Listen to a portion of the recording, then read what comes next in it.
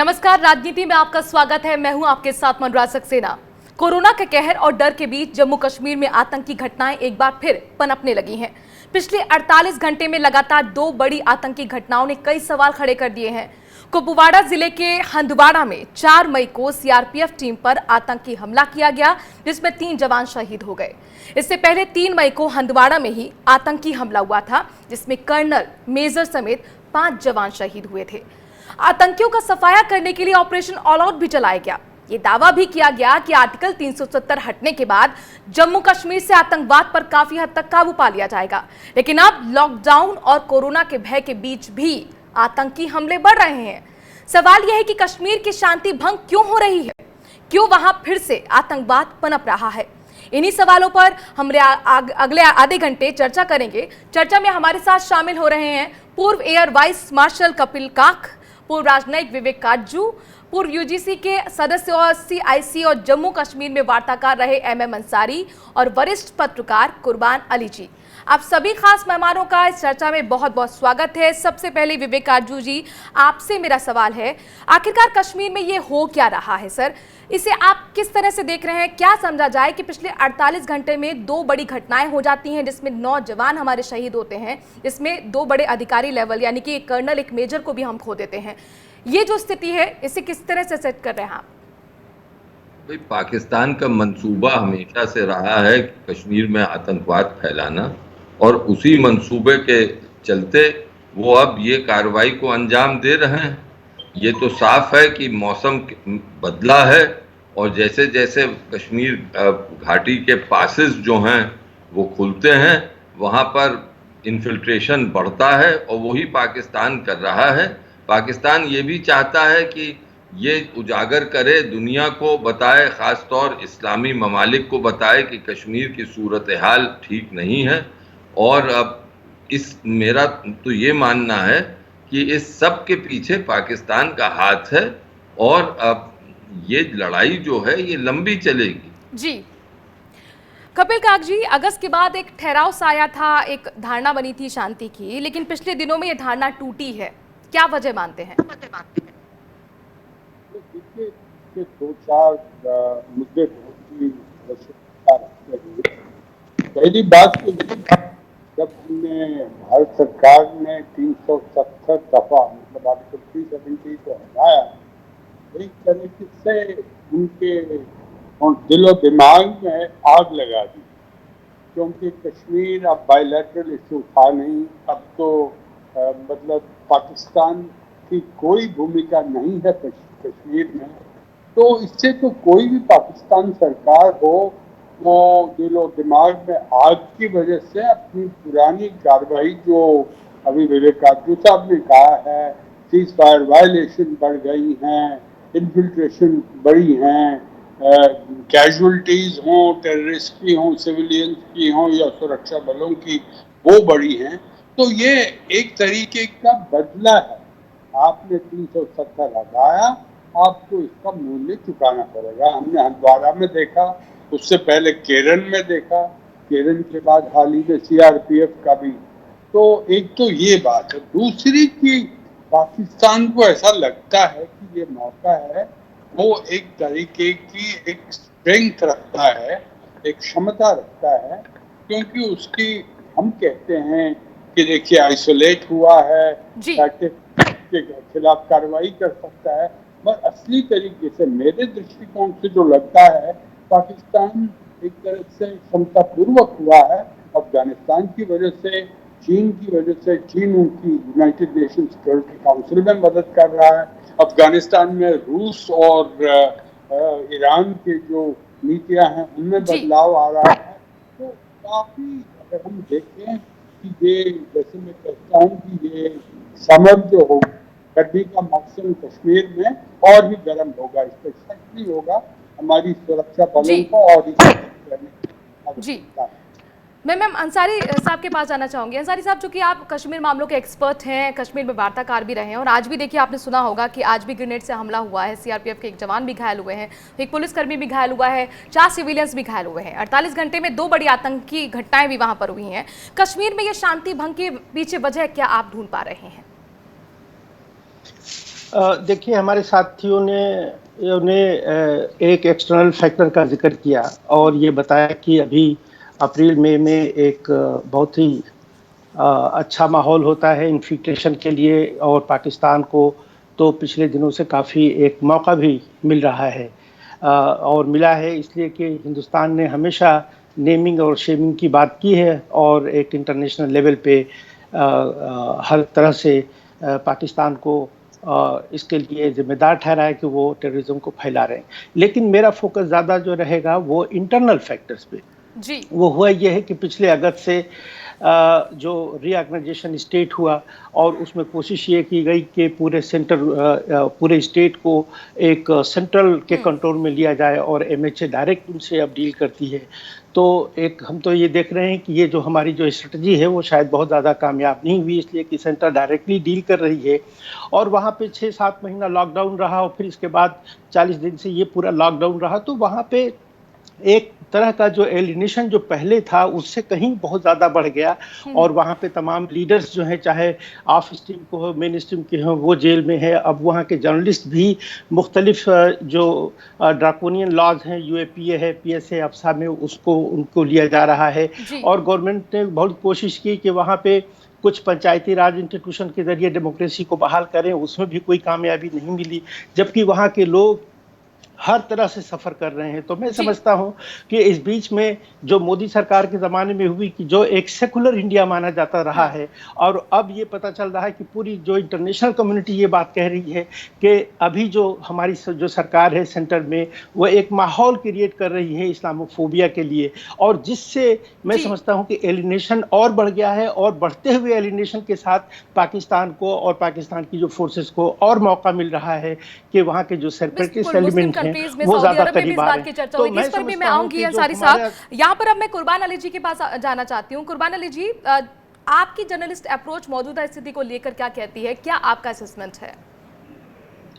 देखिए, जब भी कोई दुर्भाग्यपूर्ण घटना होती है तो हम लोग उसके तात्कालिक कारणों पर चर्चा करने लगते हैं, लेकिन ये नासूर पिछले 3 दशक से कश्मीर में बना हुआ है। यूं तो 48 से बना हुआ है, लेकिन पिछले 3 दशक से हम देख रहे हैं कि लगातार आतंकवादी घटनाएं, ये जो जिसको कहते हैं मिलिटेंसी का दौर, जो कश्मीर घाटी में खास करके देखने को मिला है और बॉर्डर पे। जब नरसिम्हा राव प्रधानमंत्री थे तो उन्होंने बुर्किना फासो में एक बयान दिया था कि with in the framework of Indian constitution sky is the limit for autonomy. और उसके बाद हमने उस ऑटोनॉमी का लगातार गला घोंट दिया। दिल्ली की जितनी सरकारें पिछले 3 दशकों में रही हैं, उनकी दिलचस्पी कश्मीर की ज्योग्राफी में तो रहती है, लेकिन कश्मीर के लोगों में नहीं रहती। और उन लोगों के साथ पिछले अगस्त के साथ जिस तरह का माहौल है वहाँ पे, उसे मुझे बताने की ज़रूरत नहीं है। मेरे ख्याल में इमरजेंसी और सेंसरशिप के दौर में भी वो हालात नहीं थे जो आज कश्मीर में हैं। तो एक तरफ आप कश्मीर के लोगों के साथ कोई रेपो नहीं बना पा रहे हो, जहाँ तक उनको ऑटोनॉमी या उनको किसी भी तरह के नागरिक अधिकार देने की बात है, आप उनको एक कैद खाने में बंद कर देते हो। पाकिस्तान के साथ आप पिछले 4-5 साल से बातचीत नहीं कर रहे हो कि साहब जब तक आतंकवाद खत्म नहीं होगा पाकिस्तान के साथ बातचीत नहीं हो सकती, टॉक एंड टेरर साथ साथ नहीं चल सकते। तो हमारी पॉलिसी क्या है? हमने कश्मीर को राम भरोसे छोड़ दिया है। आपका कहना है कि नब्ज जो है उसे सही तरीके से सरकार टटोल नहीं पाई, इसीलिए मौजूदा स्थिति यहाँ पर बनी हुई है। विवेक काटजू जी, अभी आप पाकिस्तान का जिक्र कर रहे थे। देखिए, 70 सालों से कश्मीर जो है कश्मीर में खलल डालने की कोशिश पाकिस्तान कर रहा है। इसमें कोई अचरज की बात तो नहीं है कि अगर 2 बड़ी घटनाएं हमारे सामने आई हैं तो उसके पीछे पाकिस्तान का हाथ हो। लेकिन सवाल ये है कि पाकिस्तान अगर इसके पीछे है, पाकिस्तान की इसकी साजिश है, तो ऐसे वक्त में जब कोरोना से देश जंग लड़ रहा है, पाकिस्तान भी लड़ रहा है, कश्मीर भी लड़ रहा है, ऐसे वक्त में उसकी साजिश क्यों कामयाब हो रही है? देखिए, पाकिस्तान को कश्मीर का एक ऑब्सेशन है। मुझे तो ये लगता है कि कश्मीर को लेकर पाकिस्तान की जो राष्ट्रीय जो एक साइकी जो है, उनकी जो एक मनोवृत्ति है, उसमें कोई खलल है, एक न्यूरोसिस है, एक बीमारी सी है, उनको एक मानसिक रोग है कश्मीर को लेकर। जी, कश्मीर को लेकर रोग है और इसीलिए अब ये एक क्या यहाँ पर इस तरह से कहा जा सकता है कपिल काक जी कि कोरोना की आड़ में इन हमलों को अंजाम देने की कोशिश पाकिस्तान की तरफ से की जा रही है और ये उनको लगता है कि माकूल वक्त है? कोरोना हो या कोई कोरोना ना हो, पाकिस्तान के बर्ताव में कोई बदलाव आने की कोई उम्मीद नहीं लगती। जैसे कुर्बान अली साहब ने, आपने बाकी मित्रों ने भी कहा है, जहाँ तक आज की सरकार रूलिंग डिस्पेंसेशन है वो बात करने के लिए तैयार नहीं है, ना तो पाकिस्तान के साथ, ना तो हमारे मेन स्ट्रीम फोर्सेस हो या अलगावादी फोर्सेस हो कश्मीर में। तो ये काम तो चलता रहेगा। सन 20 है इस बार, 24 तक इलेक्शन हो वाले हैं, 3-4 साल में कोई बदलाव नहीं आएगा। दूसरी बात बहुत ही आवश्यक है वो ये है कि हाँ, कश्मीर पाकिस्तान के लिए ऑब्सेशन एक तरीके से है, मगर अगर कश्मीर का मामला उनकी हिसाब से, उनकी खुशी पे हम हल कर दें, फिर भी पाकिस्तान के लिए भारत एक तरीके की चुनौती है और उनकी तरह से एक्सटर्नल बैलेंसिंग हो या अपनी खुद की क्षमता हो, भारत के खिलाफ कार्रवाई रहेगी। और उसके लिए उन्होंने सबसे अच्छा जो एक पुर्जा ढूंढा है वो है आतंकवाद। और आतंकवाद के खिलाफ ना तो बालाकोट सफल हो सकता है, ना तो उरी के बाद जो स्ट्राइक, सर्जिकल स्ट्राइक्स होती हैं, सिर्फ बातचीत से हो सकता है। पाकिस्तान के बाद में पहले अपने ही लोग जो कश्मीर में हैं उनकी एलियनेशन बहुत बढ़ गई है। हाँ। महीने हुए हैं, आज का दिन हुआ है, 9 महीने एग्जैक्टली हुए हैं, आपने कश्मीर में आग लगा दी। तो आप कश्मीरियों के जो युवा हैं इतने नाराज हैं, इतने गुस्से में, नफरत से बड़े हुए हैं और उनकी जो मनोबल है बहुत ही एक तरीके से लगता है कि सबके साथ जंग करना चाहते हैं, वो पाकिस्तानियों की मदद करना चाहते हैं। पाकिस्तान के लिए उनमें कोई दिलचस्पी नहीं। आप जो कह रहे हैं कि नफरत और जो गुस्सा है वो तो जो ताज़ा असंतोष था उसका फायदा तो पाकिस्तान अगस्त और सितंबर के महीने में एमएम अंसारी साहब ले सकता था ना, वो तो फेवरेबल कंडीशन उसके लिए उस वक्त थी। इस वक्त क्यों कोरोना काल के वक्त साजिश में कामयाब हो रहा है पाकिस्तान? मैं आपसे ये समझना चाह रही हूँ। देखिए, मैं कोरोना से इसको लिंक नहीं करना चाहता, हालांकि आर्मी ने कहा है कि ये कोरोना वायरस की तरफ पाकिस्तान की तरफ से आ रहा है, लेकिन मैं आपको बताना ही चाहता हूँ कि कश्मीर पॉलिसी हमारी कभी कंसिस्टेंट रही नहीं। अब जैसे भाई कुर्बान ने बताया कि नरसिम्हा राव ने कहा कि स्काई इज द लिमिट, और उनके ज़माने में एक पार्लियामेंट का रेजोल्यूशन है कि पूरा हम पीओके जो है ले लेंगे, लेकिन उसके सिम्त में कोई काम नहीं हुआ। हमारे वाजपेयी जी ने उसके बारे में ये कहा कि इंसानियत और जमहूरियत के दायरे में कश्मीर के मसले को हल करेंगे, और हमारे मोदी जी ने भी कहा कि न गाली से न गोली से, गले लगाने से वहाँ का मसला हल होगा। लेकिन देखा क्या गया कि ऑल ऑफ सडन जो है 5 अगस्त को एक ऐसा डिसीजन लिया गया जो बिना किसी स्टेट के या स्टेट लेजिस्लेचर के किसी भी तरह के कंसल्टेशन के हुआ। पूरी दुनिया जो है वो शॉक रही। इसके बारे में नेशनल और इंटरनेशनल लेवल पे कमेंट्स भी आए। तो मैं ये पहली बात तो समझता हूँ कि वो कंसिस्टेंट हमारी कोई पॉलिसी नहीं रही है। दूसरी बात ये कि उन लीडर्स के साथ जब जिनके साथ एनडीए ने और कांग्रेस ने सरकारें बनाई, उनको जेल में डाल रखा है और कुछ को छोड़ा है, कुछ को अभी बंद रखा है, और जमहूरी निजाम जो है कभी वहाँ पे कायम नहीं हुआ। तो पाकिस्तान उठा रहा है। ठीक है, विवेक काजू जी इस पर कुछ कहना चाह रहे हैं। विवेक काजू जी, आपका रिएक्शन, जिसके बाद मुझे ब्रेक लेना है। कहने का मतलब यह है कि कहीं ना कहीं जो उस वक्त शांति आपको दिख रही थी अगस्त सितंबर के महीने में, वो तूफान से पहले की शादी थी और अब तूफान आ रहा है। देखिए, ऐसा तो नहीं है कि आतंकवाद कश्मीर में अगस्त 5 के बाद चला है। आतंकवाद कश्मीर का में जो है पाकिस्तान ने हमेशा से फैलाया है। मेरा मानना है कि कश्मीर के 2 मसले हैं। एक कश्मीर का मसला है जो कि एक्सटर्नल है और जिसमें पाकिस्तान इन्वॉल्व है। एक कश्मीर का मसला है जो इंटरनल है। हाँ, हम ये बात कर सकते हैं कि कश्मीर का यूनियन के साथ क्या रिलेशनशिप होना चाहिए, इस पर विचार हो सकता है। और जो कदम सरकार ने उठाया है उसकी चुनौती सुप्रीम कोर्ट में है। लेकिन ये मानना कि जितना भी आतंकवाद कश्मीर में अब हो रहा है वो अगस्त 5 के बाद हो रहा है, ये गलत है। ठीक है, क्योंकि क्या लेकिन उसके विवेक पहले जी कुछ 30 मेरे साल पास से नहीं आंकड़े चला हैं। और किसने फैलाया है? जी। और अगर लास्ट पॉइंट पे कहना चाहता हूं, अगर कुछ रंजिशें हैं किसी भी प्रदेश में, भारत के किसी भी राज्य में रंजिशें हैं, तो क्या बंदूक का जरिया उठाते हैं? क्या बंदूक को उठाना चाहिए? हम डेमोक्रेसी हैं, हमारी डेमोक्रेसी में क्या बातचीत के जरिए इसका हल नहीं होता है? तो ये भारत सरकार को, इसी सरकार को नहीं, मेरा मानना है कि हाँ, कश्मीर में गलतियां हुई हैं, राजनीतिक गलतियां हुई हैं, लेकिन क्या अगर राजनीतिक गलती हो जी। तो क्या ये जस्टिफाइड है कि वहां की आवाम बंदूक उठा ले? ये नहीं मैं मान सकता। नहीं, लेकिन जस्टिफाई कोई नहीं कर रहा है, लेकिन एक्शन का रिएक्शन जरूर होता है, और यही हम समझने की कोशिश करेंगे कश्मीर में जो हाल इस वक्त दिख रहा है, क्या इसके पीछे वजह है और इसके पीछे की के बाद आगे की जो राह है वो क्या होगी। एक छोटे से ब्रेक के लिए यहाँ पर रुक रहे हैं, जल्द हाजिर होते हैं।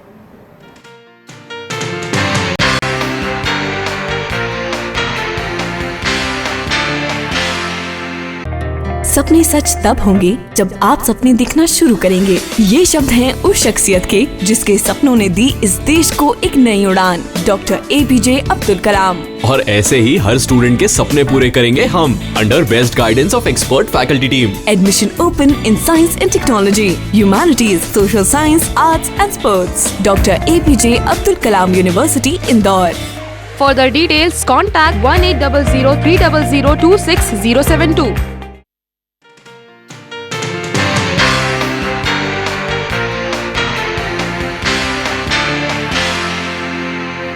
ब्रेक के बाद आपका स्वागत है, और हम चर्चा इस बात पर कर रहे हैं कि कश्मीर में फिर क्यों पनप गया है आतंकवाद। विवेक काजू जी, मैं आपसे सवाल करूं उससे पहले कुछ आंकड़े अपने दर्शकों के सामने रखना चाहती हूं, और उसी पर आपसे मेरा सवाल भी होगा। अगस्त 2019 से लेकर अप्रैल 2020 तक 108 टेररिस्ट रिलेटेड इंसिडेंट्स हुए हैं, जिनमें से 30 सिविलियंस ने जान गंवाई है, 114 सिविलियंस घायल हुए हैं, 20 सुरक्षा बल के जवान शहीद हुए हैं। और सरकार का दावा था सर कि कहीं ना कहीं कश्मीर को आतंकवाद मुक्त करने का एकमात्र तरीका ये है कि धारा 370 हटा लिया जाए। ये जो मौजूदा आंकड़े दिखाए गए हैं, सरकार के उपायों पर क्या ये सवाल नहीं खड़े करते हैं? देखिए, इन आंकड़ों की तुलना करनी चाहिए कि पहले वहां पे कितनी आतंकी घटनाएं होती थी। मैं सरकार के कदम को उचित ना अनुचित नहीं, उस बारे में मैं नहीं जा रहा। मैं जा रहा हूं केवल आतंकवाद के मसले पर। सरकार का दावा था कि हमें इसमें ये जो कदम उठाए हैं उससे आतंकवाद पे काबू करने के पर हमें मदद मिलेगी।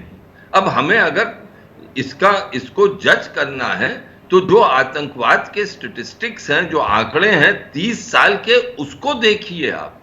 इन्हीं आंकड़ों को देखने से हम पूरी पिक्चर नहीं मिलती है हमें। ठीक है, ककिल काक जी, आपका भी क्या कहना है इस पर? ये बताइए, चूंकि 2016 में हमने देखा नोटबंदी की तरफ भी ये वक्त दावा किया गया था कि आतंकवाद खत्म हो जाएगा, नक्सलवाद खत्म हो जाएगा, ये देश के कॉन्टेक्स्ट में था, लेकिन पार्टिकुलर कश्मीर को लेकर कहा गया कि अगर आतंकवाद को यहाँ से उखाड़ फेंकना है तो धारा 370 हटानी होगी। क्या एक बार फिर सरकार के दावों पर आप लगता है कि सवाल उठाने का वक्त नहीं आ गया है? क्यों सरकार के जो फैसले हैं वो बेअसर जमीन पर हो रहे हैं? मैंने आपकी चैनल पे कई बार कहा था कि जो भी सरकार ने देश के सामने पेश किए थे 5 अगस्त को कि कश्मीर में आतंकवाद हटेगा पूरी तरह से, बहुत ही उम्दा तरीके का एक विकास होगा, तीसरा जम्मू कश्मीर भारत के साथ इंटीग्रेट होगा, शांति होगी, सारे के सारे जो कुछ भी बातें की गई हैं वो बिल्कुल गलत थी। मैं कह रहा हूं कि जब ये अनाउंसमेंट भी की थी उस वक्त भी उन लोगों को मालूम था ये बिल्कुल सरासर झूठ है, और 9 महीने में हमारे सामने स्पष्ट रूप से बिल्कुल पेश है। विकास कश्मीर का बाकी जो देश के राज्य हैं, कम से कम 11 राज्यों से अच्छा है।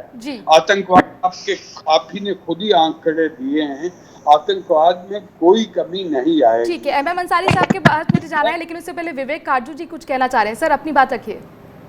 देखिए, कश्मीर में जो भी कदम सरकार ने उठाए हैं वो उनकी विचारधारा के तहत उठाए हैं जी।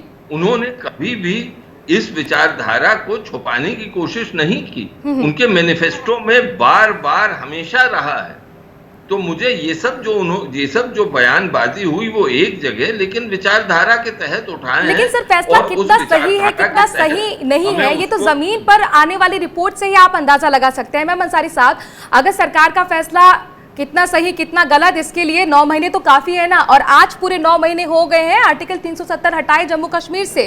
तो अब अगर मैं यहाँ पे समझना चाहूँ कि लॉकडाउन शब्द तो हम पिछले 40 दिनों से देख रहे हैं, देश ने पिछले 40 दिनों से देखा है, लेकिन कश्मीर तो 9 महीने से देख रहा है सर। तो फिर वहां पर जब सबसे ज्यादा मिलिट्री फोर्स हो, फिर भी मिलिटेंसी अगर बढ़ जाए, तो फिर इसके पीछे क्या आप वजह बताते हैं? मैं बढ़ना क्यों कह रही हूँ वो भी अपने दर्शकों को बता दूं, क्योंकि मेरे पास आंकड़े हैं, वो ये कहते हैं सेना को जितना नुकसान लॉकडाउन से पहले पूरे साल में हुआ था उससे कहीं ज्यादा 25 मार्च से लॉकडाउन लागू करने के बाद हुआ है। 25 मार्च से लेकर अप्रैल 2020 तक 57 लोग घाटी में मारे गए हैं, जिसमें से 31 आतंकवादी हैं, 7 सिविलियन हैं, 6 सीआरपीएफ के जवान हैं और 2 जम्मू कश्मीर के पुलिस के जवान। इनमें से मैंने आज जो 48 घंटे के ताजा आंकड़े हैं, यानी कि 2 बड़ी घटनाएं, उसको इंक्लूड ही नहीं किया है।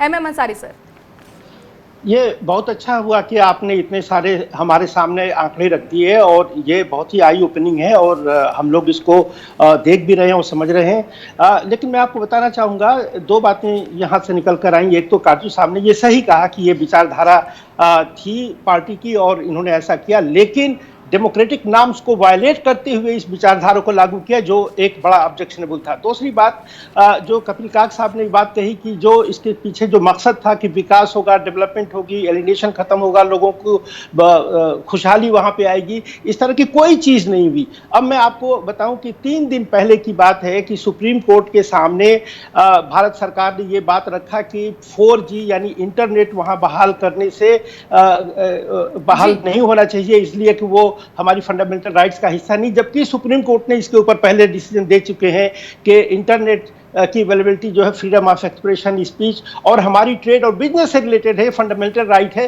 तो मैं आपको यहाँ बताना ये चाहता हूँ कि जब इस तरह की बातें होंगी तो हम कैसे कहेंगे कि कश्मीर जो है भारत का अभिन्न अंग है, और हम ये कैसे कहेंगे कि वो हमसे इंटीग्रेटेड है। यानी कि रूट कॉज को समझ नहीं पाई है सरकार, डील कश्मीर के साथ नहीं कर पा रही है। इस बात को समझ रहा है और जानता है। सर आपको माफी के साथ रोकना पड़ेगा सर, क्योंकि वाइंड अप का वक्त आ गया है, मुझे क्लोजिंग कमेंट सबसे लेना होगा। सर यहाँ पर कुर्बान अली जी, क्लोजिंग कमेंट आपसे, क्या कश्मीर आपको लगता है कि पुराने दिनों की तरफ लौट रहा है? आगे की राह आप क्या देख रहे हैं, ये भी इंक्लूड कीजिएगा। देखिए, जब लोगों के दिल टूट जाते हैं तो मुल्क टूट जाया करते हैं, और ये 50 साल पहले हमने पाकिस्तान में देखा कि मजहबी नफरत की बुनियाद पर बना हुआ एक मुल्क बांग्लादेश अलग हुआ पाकिस्तान से, क्योंकि वो लोग जो एक धर्म का हिस्सा थे वो भी अपने लोगों को साथ नहीं रख सके। अगर कश्मीर में ही नहीं, ये जो राजनीतिक विचारधारा चल रही है और जिसकी तरफ अभी काटजू साहब इशारा कर रहे थे कि अगर इस विचारधारा को चलाएंगे आप तो इस देश को एक नहीं रख पाएंगे। ये कश्मीर में ही नहीं, पूरे देश में जो इस वक्त माहौल बना हुआ है वो देश को तोड़ने वाला है, देश को एक रखने वाला नहीं है। इसलिए ना कश्मीर में आतंकवाद रुकेगा और ना पूरे देश में जो माहौल बन रहा है वो उस हिंसा को हम रोक पाएंगे अगर इस विचारधारा को थोपने की कोशिश की गई। सुप्रीम कोर्ट क्या करेगा, कब करेगा, हम नहीं जानते, लेकिन खातिर ख्वाह हमारे सामने नतीजे ये हैं कि जो राजनीति हो रही है, जो विचारधारा इस देश पर थोपी जा रही है, वो उस विचारधारा के तहत ये देश एक नहीं रह पाएगा। ये वो 1000 साल पुरानी हमारी जो परंपरा है, आइडिया ऑफ इंडिया की, और जिसको पंडित नेहरू ने 17 साल राजनयिक भी रह चुके हैं, आप हमें बेहतर तरीके से बता सकते हैं। पाकिस्तान और कश्मीर के रिश्तों पर भी आप अच्छा खासा काम किया हुआ है, तो मैं आपसे समझना चाहूंगी सरकार को आप इस वक्त पे क्या सुझाव देना चाहते हैं, किस तरह की राह आपको दिख रही है कश्मीर की? अब देखिए, 2-3 चीजें मैं कहना चाहता हूँ। पहले तो मुझे बहुत अफसोस है सुनकर कुर्बान अली साहब ने जो भी अल्फाज अभी कहे देश के बारे में। मैं नहीं समझता हूं कि ये देश किसी भी हालत में टूट सकता है, चाहे कुछ भी हो। हाँ, मायूसियां हो सकती हैं, सरकार से नाराजगी हो सकती है, सरकार की विचारधारा को अपोज किया जा सकता है, लेकिन देश के टूटने की बात हम कैसे कर सकते हैं कुर्बान भाई?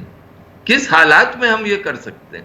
पाकिस्तान की तुलना हम नहीं जो माहौल बना दिया गया है, अलग है, हम अलग है। हमारे देश में एक वो जोड़ने वाला नहीं है। एक हमारे देश में एक मजबूती है। देखिए विवेक आदित्य, यहाँ पर कुर्बान अली जी का कहने का मतलब था कि कश्मीरियों के अंदर झांक कर हमें देखना होगा। एक सेकंड और दें। दूसरी चीज, जो विचारधारा की बात थी वो कश्मीर के स्पेशल स्टेटस के बारे में मैंने कहा था कि बीजेपी और आरएसएस ने कभी ये नहीं हाइड किया, कभी छुपाने की कोशिश नहीं की कि वो स्पेशल स्टेटस के खिलाफ है। और जब तक, आखिरी चीज, जब तक पाकिस्तान से हम डील नहीं कर पाएंगे, जब तक उनके आतंकवाद को हम समाप्त नहीं कर पाएंगे, जब तक एक मजबूती के साथ हम पाकिस्तान से डील नहीं करेंगे, हम कश्मीर का मसला नहीं सॉल्व कर सकते। अगर इन्फेक्शन पाकिस्तान से बराबर चलता जाएगा, सर पाकिस्तान से तो कहीं हमने जंग लड़ ली ना, उसके बाद भी स्थिति जो कश्मीर में है, आखिरकार फिर सवाल यही है कि क्यों वहां पर आतंकवाद फिर से पनप रहा है। काग साहब, बहुत कम वक्त है, संक्षेप में आपसे जानना चाहेंगे कश्मीर के भविष्य आपको क्या दिख रहा है?